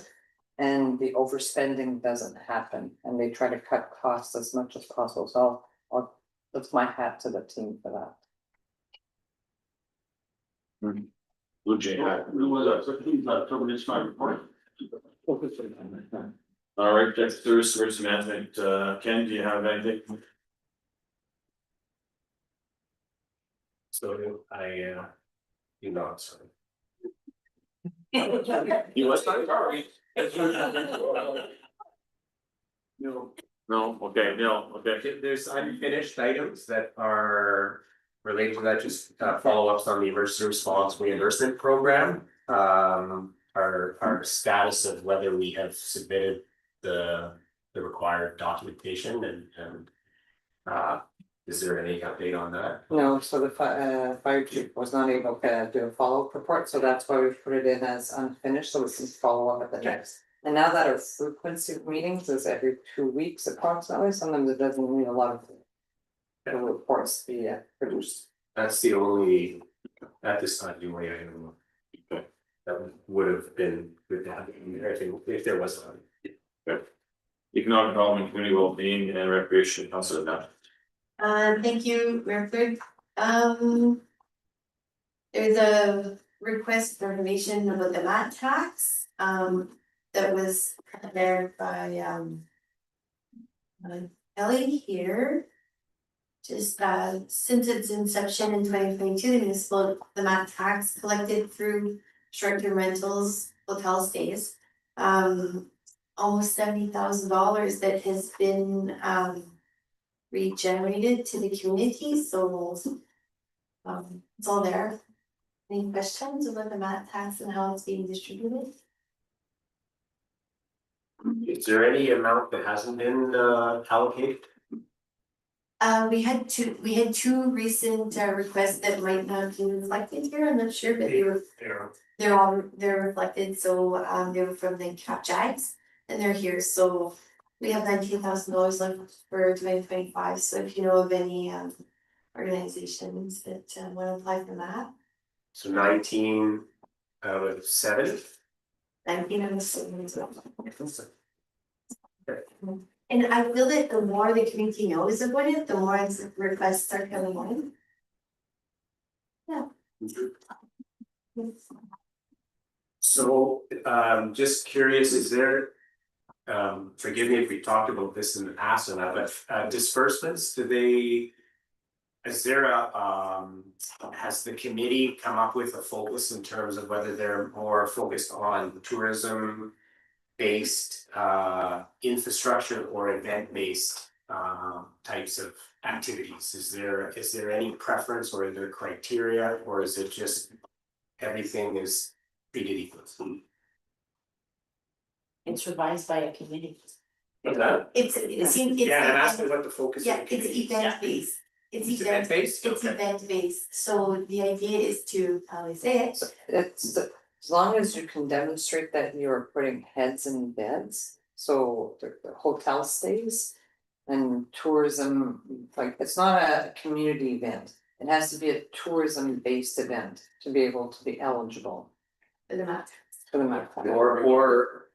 But infrastructure too, I'm just curious if there's been any discussion around infrastructure that would facilitate the ability to host events or. Okay, so you're like talking like improvements to a facility or something to host. Yeah, hasn't been any, well, those are valid, Yes, yes, they are. like, Yeah. so I'm just curious if anyone has come forth with ideas to the committee or, no, not yet, but. No, Well, there's some talk at the KDC to make improvements for the cat freeze. yeah, As far as the facilities, so if we wanted to develop a huge special event facility, we're talking millions of dollars, so that if there is a surplus from year to year, then they could put it into reserve to fund such capital projects. So that's a direction or a policy that they would have to put in place. Or develop shelf ready So some- projects that they wouldn't pay for, but you would get funding for either council or there's a government grants or whatever. Exactly. Yeah, is you have one time my doors open, you can come visit me anytime and discuss them. I have no ideas, I just ask questions, yeah. We have. And you know what, Ken, but it's valid, we do have some preliminary designs and a conceptual design of an event center. That we had brought 15-20 years ago. So we do have estimates based on that, we'll never be able to afford it, so. I think it's more focused on improvements for cat freeze to the current facility is more feasible. As far as capital investments.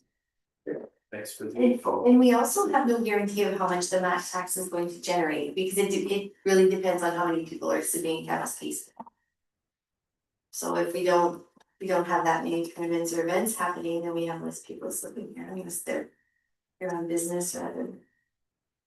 Yeah, also, we're looking at ways to be more accountable on who is sleeping where and what motels, and generating more transparent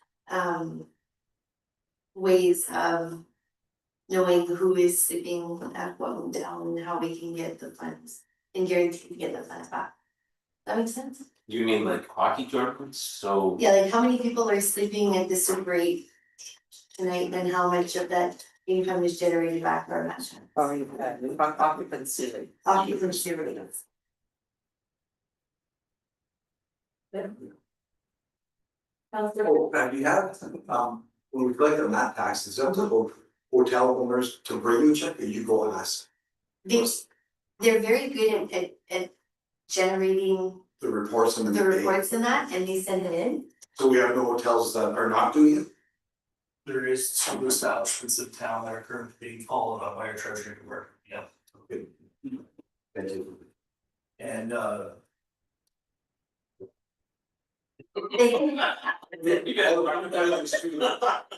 Yeah. there's two establishments in town being active. We're on, but we're trying to follow up as much as. That's great, but the most of them regulations. Yeah. We'll see. And minutes of the KBC meeting held on September 9th. It is well in his role. Any questions about that? I'm waiting. This question is very tough, so. Any update on General Motors discussions, like regarding the site? If there's anything that can be shared on that? Do the ideas in place that we can discuss, there is active conversations happening amongst all parties involved, but I do the NDAs, can't discuss. The charging stations, are we going down to one or? No, so. That was probably the day to have a conversation, Paul and I went every week. Went over it with me. And we had some complaints and feedback from community members about the rate of charging when it was happening, which is speed was really low. We are actively trialing right now the speed unlocks, low and work, and the average charging rate per kilowatt hour on the highways looking forward was talking at first was 69 cents. AC's cost per kilowatt hour 70 cents a kilowatt. We have put it at 74 cents a kilowatt, and I'm actively checking it every day. We're waiting for the September bill to come in. And at that point, I'll put it into my spreadsheet that tells me how much our average kilowatt hour cost is. As corporate level. And AC boards being actively updated on that, and we're making adjustments when needed. So we're actually losing? Yeah, so what happens, Bruce, is when the way Paul explained it is that you. It's a fast charger, so when it draws a lot of kilowatts or a lot of energy at one time. So you then become a high user, you're paying a whole bunch of costs for. That you don't normally, you wouldn't see if you know, as a homeowner or whatever, so you become at a different rate, so it becomes. If you only have one or two charges in a day, it doesn't make any sense, you know, so we were getting bills for $2,000 for energy, and you know, we were only collecting 800, you know. So the idea is to figure out something that doesn't do that, doesn't jump you up, because really you're just trying to charge fast.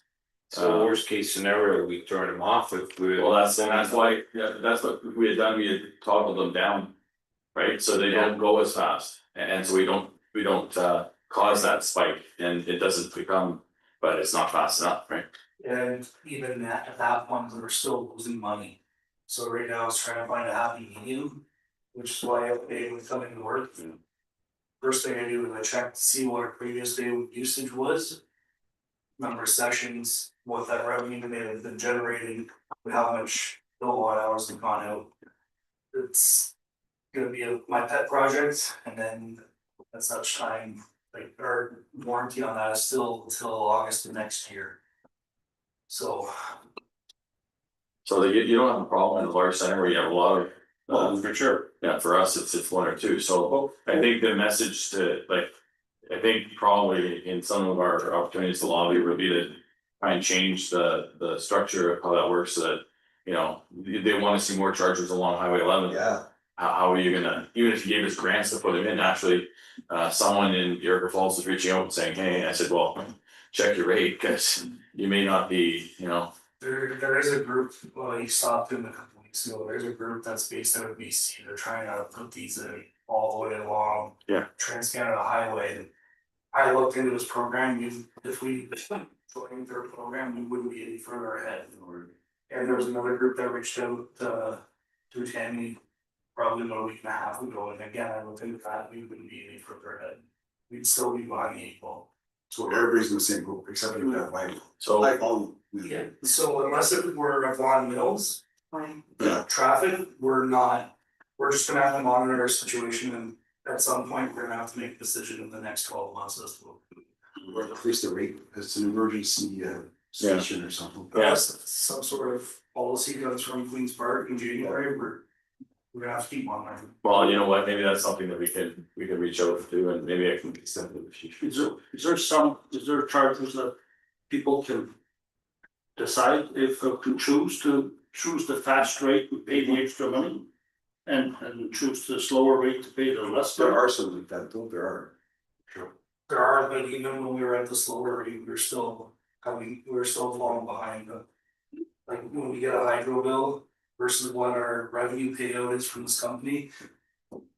There's the balance. No, it doesn't, and I actually had a gentleman tell me it's actually cheaper for him to come use our charger than it is for him to charge it at home. So We're still paying an expensive hydro bill on those chargers. can we increase the rate? I've increased it to 74 cents a kilowatt and see what our bill is. So October will be our first 30 days full on that charging rate. In September, I didn't change it until September 12th, after our KDC meeting when we made this decision. So we're gonna have a partial month of September at the old rate and new rate. And then October will be the full 30 days or 31 days at the new rate. So if it's cheaper for the homeowner to go there and charge, why aren't we just charging more? That's why we changed it. That's what he's trying, so you'll have a better idea after he gets the new bill in. Yeah. And if he has to bring it up, well, we'll do it again. I can bring it back to you in November when we have our October bill from Northern Wires, most of that. So how long have we been in operation now? I'm not sure. Yeah, they only just changed. The Northern Wires just realized that they were charging us enough. And so that was last year, I think, it started January. And so they started saying, hey, oh, you guys are like, so they bumped up the rate, and it comes with a whole bunch of delivery to you and delivery to him. I wanna beat that little guy Yeah. that comes up with. Paying the line guy in the hole, and you know. Yeah. Debt retirement. Let's not go there. So I don't know, you can, maybe at the next wires, you can ask if there's anything coming down the pipe, see if there's. Incentives. So just, yeah, dynamic pricing or taxpayer charging stations. We're subsidizing Makes sense. electric cars. Yeah. We don't subsidize the gas. And if they're not gonna be able to rebuild these all along Highway 11, if that's so they're gonna have to come up with something.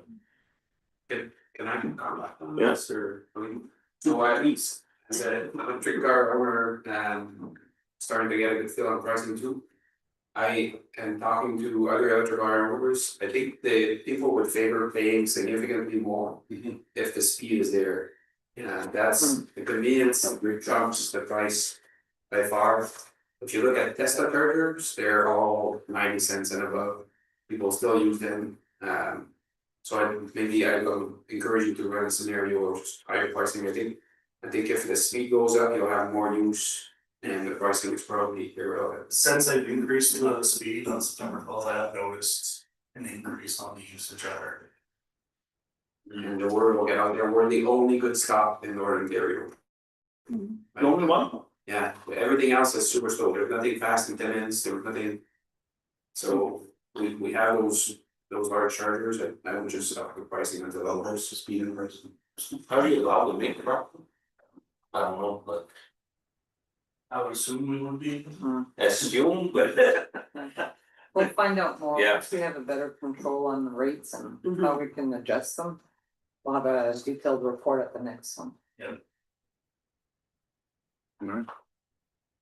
Any other questions? Rachel? Second one, before we represent recreation, reviews.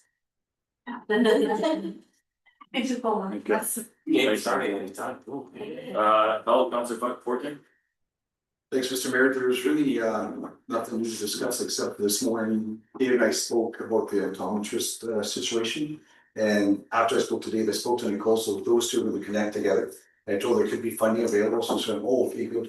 So then we'll see, I don't know, did she email you today or did you know? I emailed her after that. Okay, yeah, she's on her way to Ottawa doing some more recruiting this weekend. So that's really it for now. I have a question, as pertaining to the announcement that took place, I think it was last week in tenants, will that have an impact for us here or? For everybody, yeah, for sure. Okay. An extra 27,000 square feet to their limits to. Okay, A lot more volume, the doctors are very happy, it'd be very, it's $100 million project. Yeah, so I think the feds are giving 80 million for the next 3 years. And the rest of the foundation is to come up with. So yeah, it'll be pretty significant change, I think. Yeah, it's really good. Just want 10 from the That's it, really, it's good. Okay. Well, that concludes committee of the whole. We're going to have a motion to adopt the minutes of the joint committee of the whole and council meeting October 6th. Moved by Councillor Van, seconded by Councillor Breton, that the minutes of the joint committees of the whole and council meeting held October 6, 2025 be adopted. All in favor? Carried. Unfinished business. We have implications of the MECP compliance policy of potential low risk incident referrals to municipalities to be deferred to the next meeting. All three items in unfinished business are all from the previous council, which reports or follow-up did not take place, so we'll defer them all to the next meeting. Okay. All right. Correspondence and advocacy updates. Wow. Yeah, so you all got the youth, the mill's gonna be up and running this week. Yeah, so I think that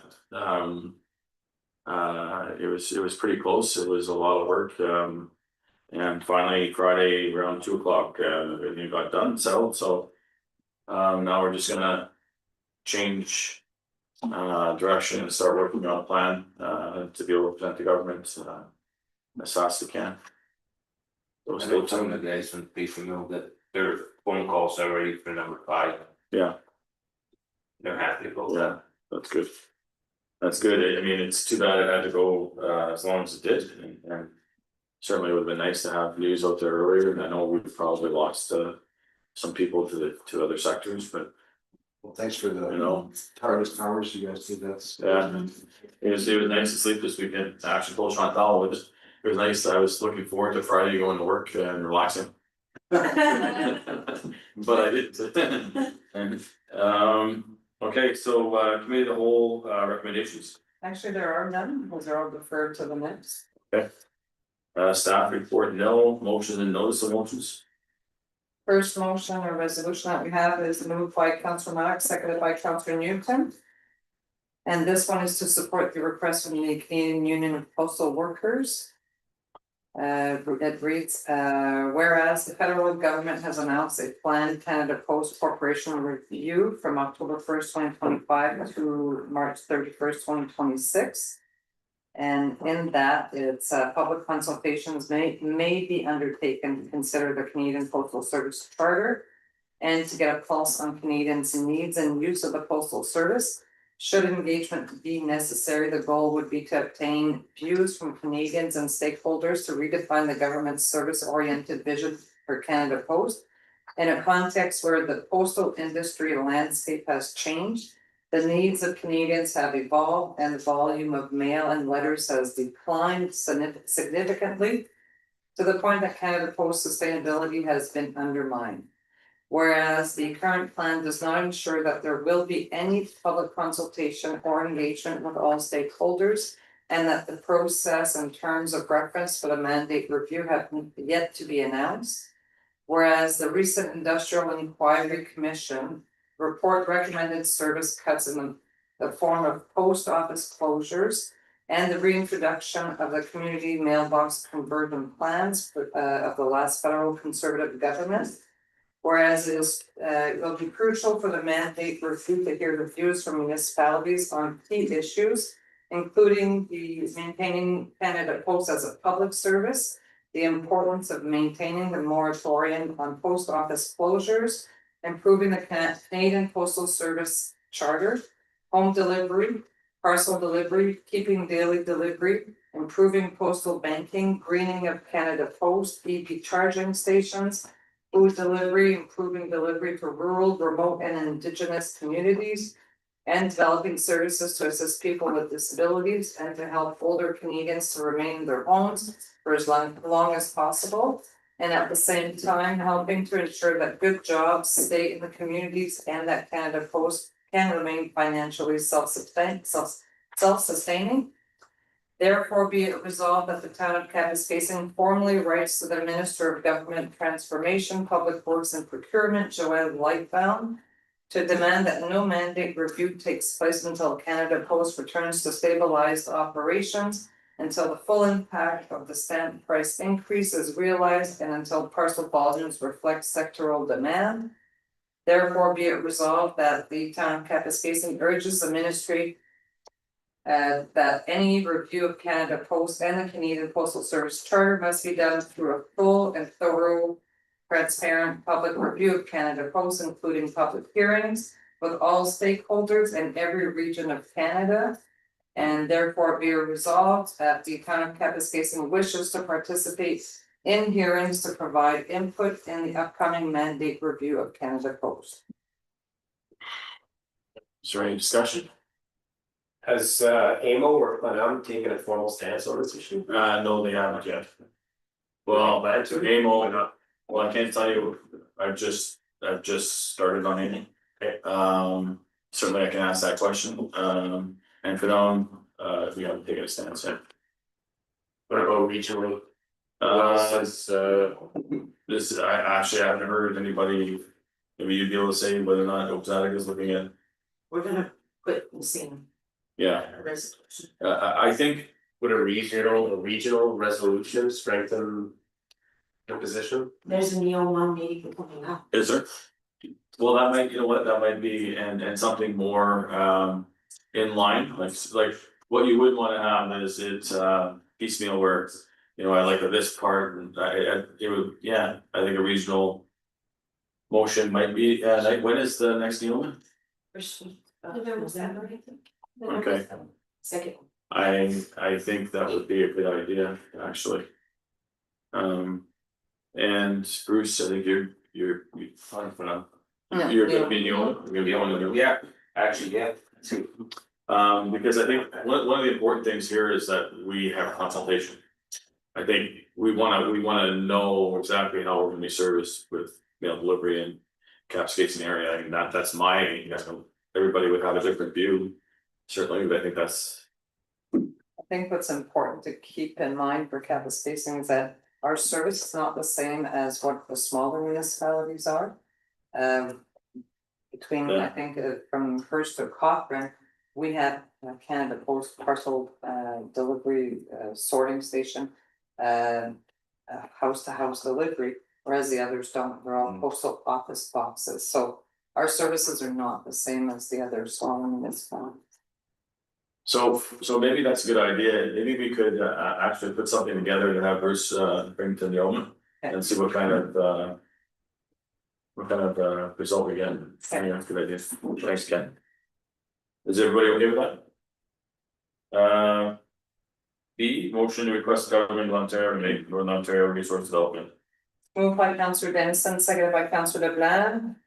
The motion reads as, whereas the Northern Ontario Resource Development Support NORDS pilot program was introduced to help Northern Ontario municipalities to address infrastructure pressures resulting from natural resource sector activities.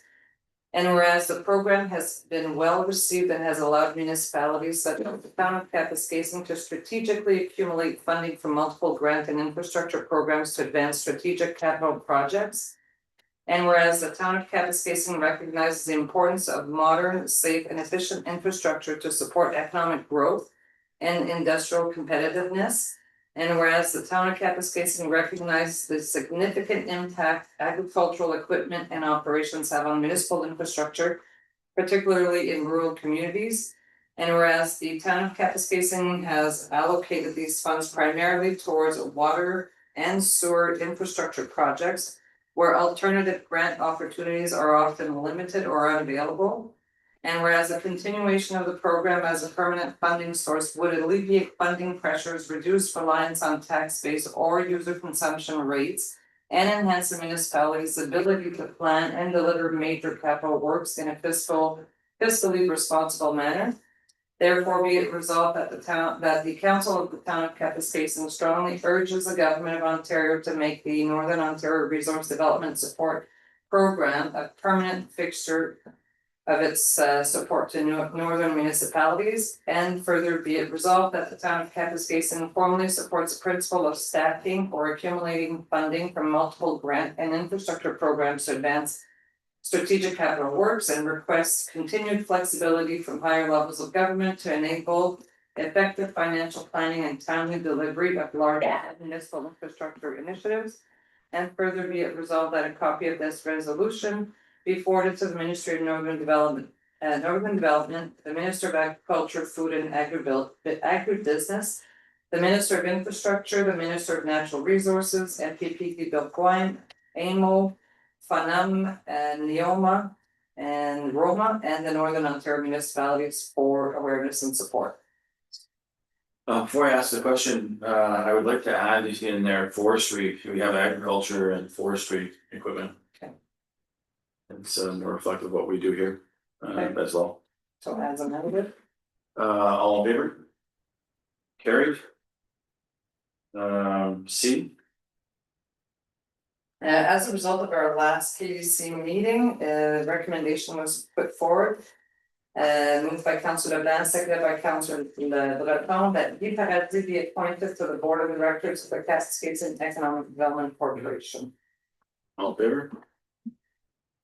Carried. What position is the? Just member of the public? Just member. Must not be well, it's not here too. Yeah, No, did you take attendance? maybe I forgot to. No, he has something important, I think his son's in town, or his daughter's son. Right. General items, new business, no. Bylaws, Moved by Councillor Martin, seconded by Councillor Newton, that bylaw 4661 being a bylaw to appoint Jessica Côté-Girard as deputy clerk for the corporation of the town of Kapuskasing, be enacted and passed, that the corporate seal be affixed thereto, and that the bylaw be signed by the mayor and the clerk. all opposed? All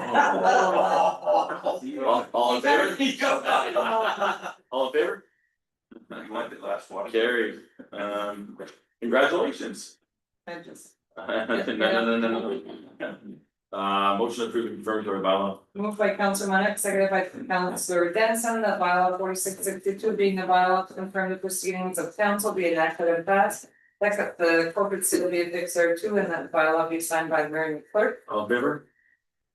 Carried, motion adjourned. Moved by Councillor Breton, seconded by Councillor Martin, that the meeting be adjourned at 3 p.m. All in favor? Carried. Well. Get to watch the game. There you go.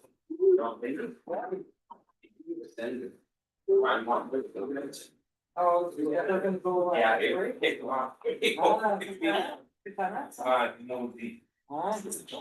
You get used to it? Yeah.